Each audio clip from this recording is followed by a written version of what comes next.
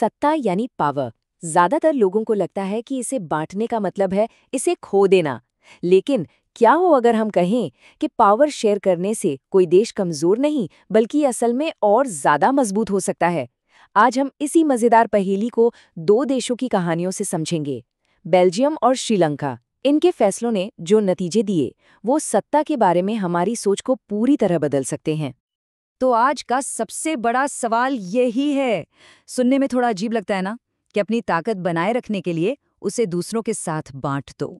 यही वो गुत्थी है जिसे हम आज दो अलग अलग देशों की केस स्टडी के जरिए सुलझाने की कोशिश करेंगे। तो हमारे सामने है दो छोटे देश, बेल्जियम और श्रीलंका। दोनों ही देशों में अलग अलग भाषा बोलने वाले और अलग अलग कल्चर वाले लोग रहते हैं।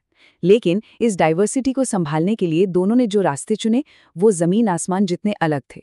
एक रास्ते पर चलकर मिली शांति और एकता, तो दूसरे रास्ते का अंजाम हुआ दशकों तक चलने वाला गृह युद्ध। चलिए, तो सबसे पहले बेल्जियम की कहानी में चलते हैं। ये यूरोप का एक छोटा सा देश है, इतना छोटा कि हमारे हरियाणा राज्य के बराबर ही होगा। लेकिन यहाँ की बनावट, मतलब जो अलग अलग भाषा बोलने वाले लोग हैं, वो काफी कॉम्प्लेक्स है। और उन्होंने इसे संभालने के लिए एक बहुत ही अनोखा तरीका निकाला, जिसे हम अकोमोडेशन मॉडल या समझौता मॉडल कहते हैं। तो यहाँ का सीन कुछ ऐसा है। देश की कुल आबादी का करीब 59% हिस्सा फ्लेमिश इलाके में रहता है और डच भाषा बोलता है। वहीं 40% लोग वलोनिया क्षेत्र में रहते हैं और फ्रेंच बोलते हैं। बचा हुआ 1% जर्मन भाषा बोलता है। तो मतलब साफ है, डच बोलने वाले मेजॉरिटी में है, पर ऐसा भी नहीं कि बहुत बड़ा अंतर हो। अब आता है कहानी में असली ट्विस्ट, और वो है राजधानी ब्रुसेल्स की हालत। यहाँ पर आकर ना पूरा समीकरण ही पलट जाता है। जो डच भाषी पूरे देश में मेजॉरिटी में थे, वो राजधानी में सिर्फ 20% हैं, और जो फ्रेंच भाषी देश में माइनॉरिटी में थे, वो यहाँ राजधानी में 80% की जबरदस्त मेजॉरिटी में है। सोचिए कितना तनाव भरा माहौल रहा होगा। और इस टेंशन को और हवा दे रही थी एक और बात, वो ये कि संख्या में कम होने के बावजूद जो फ्रेंच बोलने वाले लोग थे वो ज्यादा अमीर और पावरफुल थे। तो जो डच बोलने वाली मेजॉरिटी थी, जिसे आर्थिक विकास और शिक्षा का फायदा देर से मिला, उनके मन में बहुत नाराजगी थी। उन्हें लगता था कि भाई ज्यादा होने का फायदा ही क्या है। तो इस टकराव से बचने के लिए बेल्जियम के नेताओं ने एक बहुत ही समझदारी भरा रास्ता निकाला।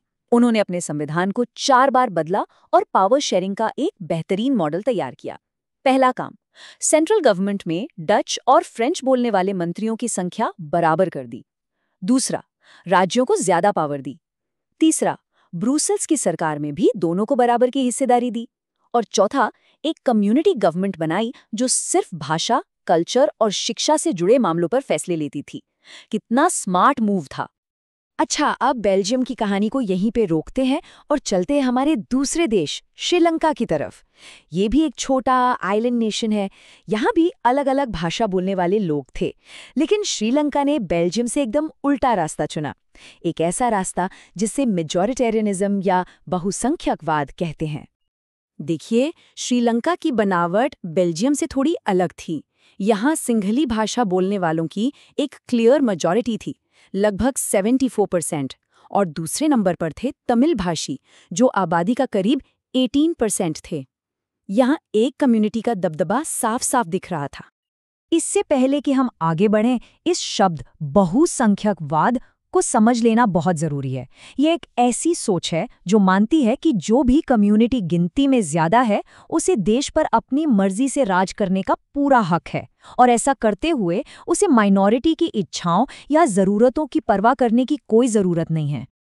और श्रीलंका में इसी सोच को अपनाया गया। 1948 में आज़ादी मिलने के बाद सिंघली कम्युनिटी ने अपनी मेजॉरिटी के दम पर सरकार पर कब्जा कर लिया। फिर 1956 में एक ऐसा कानून लाया गया जिसने आने वाले खूनी संघर्ष की नींव रख दी। सिंघली को देश की इकलौती ऑफिशियल लैंग्वेज बना दिया गया। तमिल भाषा को इग्नोर कर दिया गया। बौद्ध धर्म को सरकारी संरक्षण दिया गया। यूनिवर्सिटीज और सरकारी नौकरियों में सिंघली लोगों को पहले मौका मिलने लगा।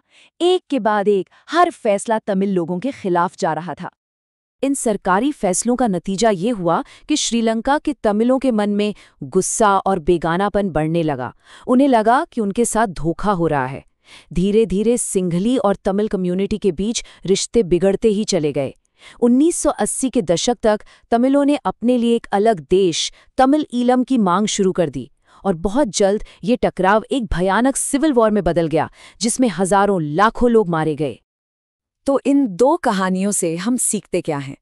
एक तरफ है बेल्जियम, जहां पावर को शेयर करके देश में शांति लाई गई, और दूसरी तरफ है श्रीलंका, जहां पावर पर एकाधिकार करने की कोशिश ने देश को सिविल वॉर की आग में धकेल दिया। सबक बिल्कुल साफ है। पावर शेयरिंग क्यों जरूरी है और क्यों फायदेमंद है? देखिए, पावर शेयरिंग के पक्ष में दो तरह के मजबूत तर्क दिए जाते हैं। पहला है प्रूडेंशियल यानी प्रैक्टिकल या समझदारी भरा तर्क। ये कहता है कि पावर शेयर करने से अलग अलग ग्रुप्स के बीच झगड़े का चांस कम हो जाता है, जिससे देश में स्थिरता बनी रहती है और देश की एकता मजबूत होती है। दूसरा तर्क है मॉरल यानी नैतिक। ये कहता है कि पावर शेयरिंग तो डेमोक्रेसी की आत्मा है, उसका दिल है। लोगों का ये हक है कि उनसे पूछा जाए कि उन पर शासन कैसे किया जाएगा। इससे एक ऐसी सरकार बनती है जिसे सब अपना मानते हैं। तो आखिर में सवाल ये उठता है कि आजकल की डेमोक्रेसीज में पावर को असल में शेयर कैसे किया जाता है? इसके लिए एक पूरा टूल किट मौजूद है। मतलब पावर को बांटने के कई अलग अलग तरीके हैं। चलिए इन 4 जरूरी तरीकों को फटाफट देख लेते हैं। पहला है हॉरिजॉन्टल बंटवारा। इसमें पावर सरकार के अलग अलग अंगों जैसे कानून बनाने वाली विधायिका, उसे लागू करने वाली कार्यपालिका और इंसाफ करने वाली न्यायपालिका में बंट जाती है। ये सब एक दूसरे पर नजर रखते हैं। दूसरा है वर्टिकल बंटवारा। इसे एक सीढ़ी की तरह समझिए, जहां पावर ऊपर केंद्र सरकार से नीचे राज्य और फिर लोकल सरकारों तक जाती है। तीसरा है सामाजिक समूहों के बीच बंटवारा, मतलब अलग अलग भाषा और धर्म के लोगों को पावर में हिस्सा देना, जैसा हमने बेल्जियम में देखा। और चौथा है पॉलिटिकल पार्टीज के बीच, जो हमें अक्सर कोएलिशन यानी गठबंधन सरकारों के रूप में देखने को मिलता है। और इसी के साथ हम अपने पहले सवाल पर वापस आते हैं। बेल्जियम और श्रीलंका की कहानियां ये साबित करती हैं कि डाइवर्सिटी यानी विविधता तो एक सच्चाई है, एक फैक्ट है। लेकिन ये विविधता देश में शांति लाएगी या तबाही, ये किस्मत की बात नहीं है। ये एक चॉइस है, ये एक पॉलिटिकल चॉइस है कि सत्ता को मुट्ठी में बंद करके रखा जाए या सबके साथ साझा किया जाए। और जैसा कि हमने देखा, ये एक ऐसा चुनाव है जो शांति और युद्ध के बीच का फर्क तय कर सकता है। इस पर सोचिएगा जरूर।